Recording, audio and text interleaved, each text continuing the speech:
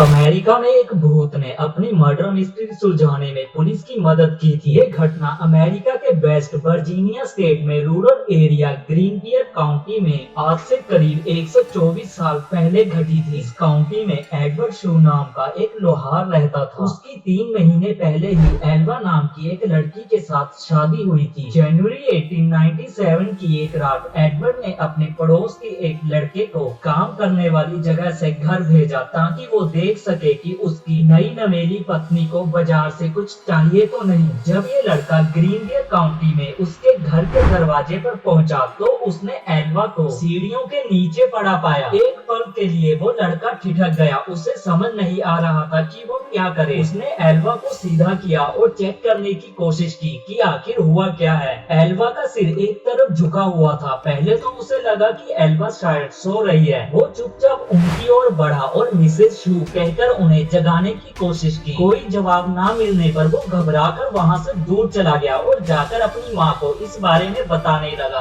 पड़ोस में ही रहने वाली उस लड़के की माँ ने एल्वा को बेसुध पड़ा देख स्थानीय डॉक्टर और सरकारी अधिकारी जॉर्ज डब्ल्यू कन्नप को बुलाया। सूचना देने के लगभग 1 घंटे तक कन्नप घटनास्थल पर नहीं पहुंचे, लेकिन तब तक वहां एडवर्ड शू पहुंच चुका था।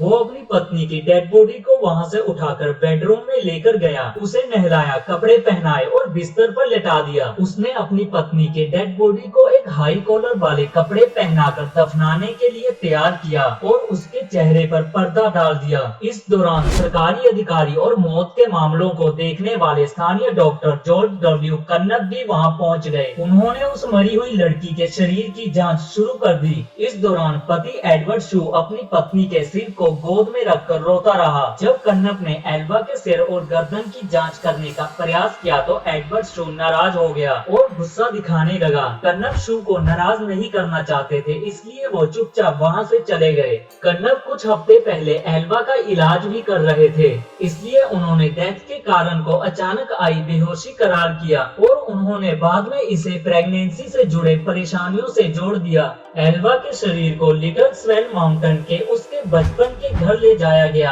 और वहां पर उसे दफनाने की तैयारी शुरू की। ताबूत में भी एल्वा के सिर और गर्दन को शू ने किसी और को ना तो छूने दिया और ना ही देखने दिया। हालांकि उसके इस अजीब बिहेवियर को लेकर वहां मौजूद लोगों में कोई शक पैदा नहीं हुआ। एल्वा की मां मैरी जैन हीस्टर को छोड़कर हर कोई इस मौत को नेचुरल मान रहा था। वो शू को कभी पसंद नहीं करती थी और उन्हें बिना सबूत के ये यकीन हो गया था कि शू ने ही उसकी बेटी को मारा है। पर बड़ी बात ये थी कि सिर्फ एल्वा ही बता सकती थी कि उसके साथ क्या हुआ था। ऐसे में मैरी जैन हीस्टर ने एल्वा की आत्मा से बात करने का फैसला किया। उन्होंने आत्मा को बुलाने के लिए कई स्पेसिफिक पूजा और प्रार्थनाएं शुरू कर दी। कई हफ्तों तक सुबह शाम प्रार्थना करने के बाद उसे एल्वा की आत्मा से उत्तर मिला। हीस्टर ने दावा किया कि उसकी बेटी उसे अपनी कहानी बताने के लिए लगातार 4 रात सपने में दिखाई दी। उन्होंने कहा कि आत्मा पहले एक ब्राइट लाइट के रूप में प्रकट हुई और धीरे धीरे एक इंसानी रूप लेकर अपनी कहानी बताने लगी।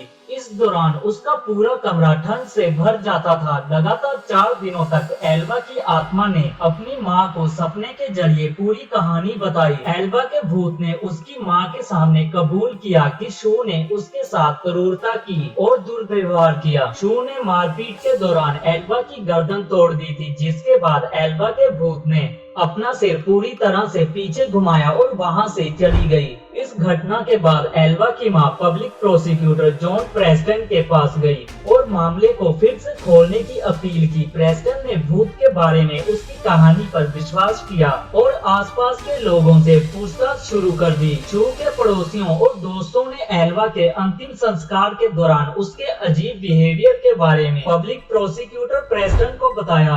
डॉक्टर कन्नप ने भी स्वीकार किया कि उन्होंने एल्वा के शव की पूरी तरह से जांच नहीं की थी। प्रेस्टन के लिए ये दोनों बयान डेड बॉडी के फिर से टेस्टिंग के आदेश को पाने के लिए सफिशिएंट थे। उन्होंने कोर्ट के आदेश से शू की ऑब्जेक्शंस के बावजूद डेड बॉडी को कब्र से बाहर निकलवाया और जांच के लिए मोर्चरी लेकर गए। फिर उसके बाद ये पता चला कि एल्वा के गले पर उंगलियों के निशान मिले थे, जिससे ये पता चला कि एल्वा की मौत दम घुटने से हुई थी। उसके गर्दन पर गला घोटने के निशान पाए गए थे, जिससे गर्दन की नस और सेल्स को काफी नुकसान पहुंचा था।